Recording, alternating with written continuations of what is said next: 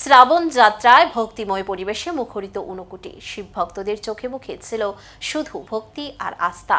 সোমবার প্রথমবারের মতো ঊনকোটি জেলা কমিটির উদ্যোগে আয়োজিত হল শ্রাবণ যাত্রা ও পবিত্র জলাভিষেক কর্মসূচি।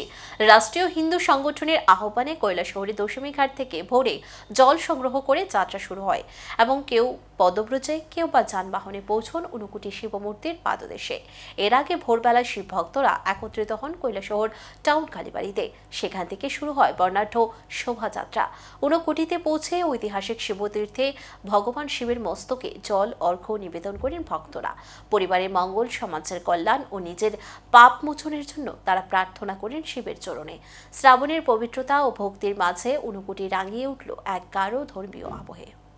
আজকে আমরা রাষ্ট্রীয় হিন্দু সংগঠনের পক্ষ থেকে ঊনকোটিতে আমরা শ্রাবণ যাত্রা এবার প্রথমবার শুরু করব। এতে আমরা প্রায় 300-350 মানুষ নিয়ে আমরা এখানে ঊনকোটিতে আসি এবং আমাদের যে দিদিরা সবাই সাড়া দিয়েছে। আমাদের হিন্দু রাষ্ট্র সংগঠনের বীরাঙ্গনা দিদিরা সবাই এসছে এবং আমাদের প্রায় প্রোগ্রাম শেষের পথে আমরা লাস্টে গিয়ে আমরা উপরে পূজা দিয়েছি, উপরে প্রসাদ খেয়ে আমরা জার্নি বাড়িতে যাই।